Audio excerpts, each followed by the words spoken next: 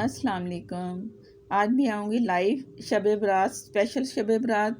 इसमें मैं बनाऊँगी हलवा और लुचियाँ, क्योंकि ये होती हैं ख़ास सौगात। लाहौर में बड़ी बड़ी सी पूड़ियाँ होती हैं, बहुत मज़ेदार सी। मैंने सोचा क्यों ना आज आ जाऊँ, मैं लाइव बनाऊँ आपके सामने हलवा और लुचियाँ। आप देखेंगे किसी को समझ आएगी कि लुची क्या है, जब देखेंगे तो पता चलेगा कि ये क्या है।